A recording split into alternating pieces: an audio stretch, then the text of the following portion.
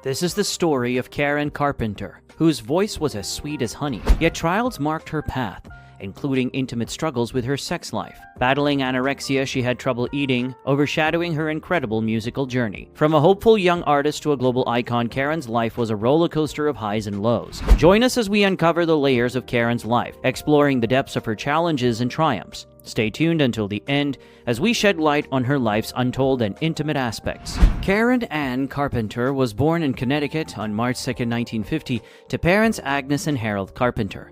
She had an older brother named Richard. She enjoyed dancing and took tap and ballet classes when she was young. In June 1963, the Carpenters moved to Downey, near Los Angeles, for Harold's new job. Karen started at Downey High School at 14, a year younger than most. She joined the marching band to skip gym classes there, but here's where she fell in love with drumming. Inspired by jazz drummers like Buddy Rich, Karen switched from dancing to drums. With encouragement from her friend Frankie, her family bought her a drum kit. She practiced hard, learning from jazz drummer Bill Douglas. After graduating in 1967, she studied music at Long Beach State University. She sang in the choir with her brother under Frank Pooler's guidance. Pooler noticed Karen's talent for pop singing and praised her gift. By age 17, Karen's voice was remarkable. Karen and her brother Richard started performing together, debuting in a local production of Guys and Dolls before forming the Carpenters. Karen joined a group called 2+2, but it ended quickly. Going back to 1965, Karen, Richard, and their friend Wes Jacobs formed the Dick Carpenter Trio, playing jazz in clubs. Karen's drumming skills caught attention, and they recorded with RCA Records, but never released anything. In 1966, the Carpenters auditioned with bassist Joe Osborne, who noticed Karen's voice and signed her to Magic Lamp Records. In 1967, the siblings formed Spectrum with other musicians, but needed help finding success with their sound. The following year, in 1968, the Dick Carpenter Trio won a TV talent show. The Carpenters officially formed when A&M Records signed them in 1969. Karen started as the band's drummer and co-lead singer, but she eventually focused more on singing due to the small size of the drum kit. After their 1973 album Now and Then, Karen's role shifted to singing. She showcased her drumming skills during their 1976 tour. Her voice was captured beautifully in the studio, known for its rich tones on many hits. Karen considered herself a singer first, though she loved drumming. She played drums solo on songs like Ticket to Ride and most Now and Then tracks. In 1967, Karen released her first independent record, Looking for Love, I'll Be Yours, on Osborne's Magic Lamp label. However, the label went bust soon after, limiting the release to 500 copies. A few years later, in 1979, Karen recorded a solo album in New York with Phil Ramone, showcasing her upper vocal range with disco beats and mature lyrics. Despite Quincy Jones's push for its release, A&M Records shelved the album.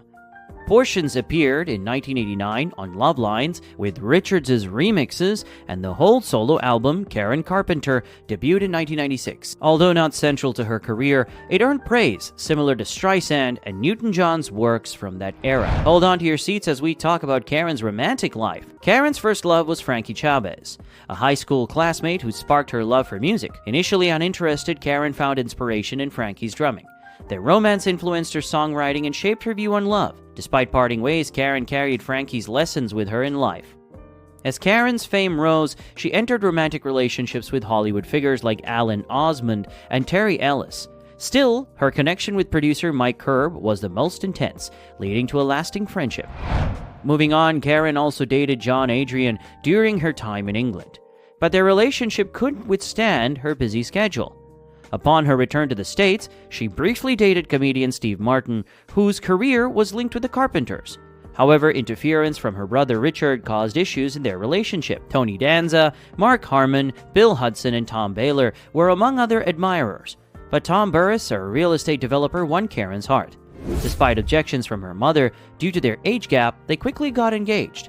However, Tom's revelation about his vasectomy shattered Karen's dreams of starting a family. Karen and Tom married on August 31st, 1980, but unfortunately their marriage faced challenges from the start, worsened by Tom's extravagant spending.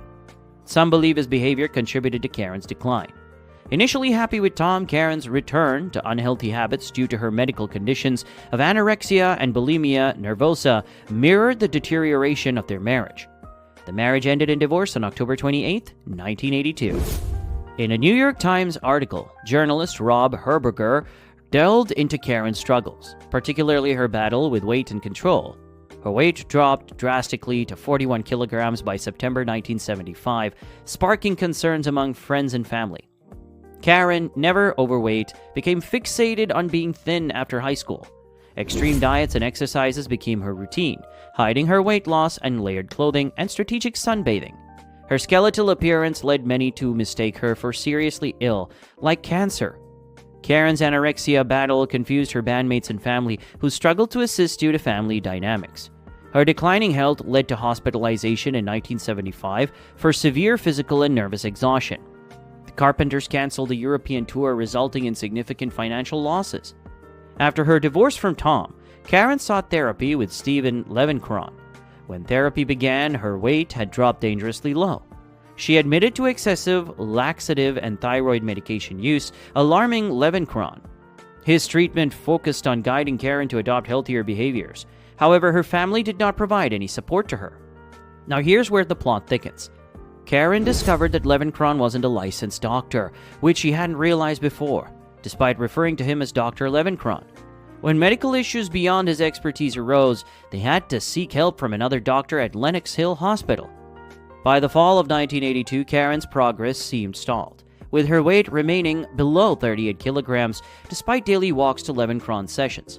Karen's friend, Itchy, grew worried about her declining energy and expressed concerns to Levenkron, who acknowledged Karen's slow response and promised to try different approaches. In September, Karen felt her heart beat oddly and became dehydrated. Levenkron then admitted her to Lenox Hill Hospital to help her improve. However, during a procedure, her lung hurt, which was painful. Despite this problem, Karen's body reacted well to the treatment, gaining 5 kilograms in a few days. By November, Karen was eating 3 meals a day at the hospital and feeling better, with signs of her health improving. When she saw Levenkron for the last time on November 16th, she gave him a gift symbolizing her time there. Despite Levenkron's wish for her to stay, Karen decided to leave. Her parents then took her home, ending her treatment earlier than expected. Back in Los Angeles, Karen quickly got back to her everyday life. However, on February 4th, 1983, Karen was found dead at age 32 in her closet by her mother, having died from Ipecac poisoning, a substance harmful to the heart. It was later revealed she had been using Ipecac without her therapist's knowledge, which led to her death. Struggles and victories, love and loss marked Karen Carpenter's journey. Her story serves as a reminder of the complexities of fame and the importance of mental health awareness. Now, how would you take care of your loved ones who may be suffering from any mental health conditions? Tell us in the comments below if you enjoyed this video. Like it and subscribe for more exciting stories. Thanks for watching.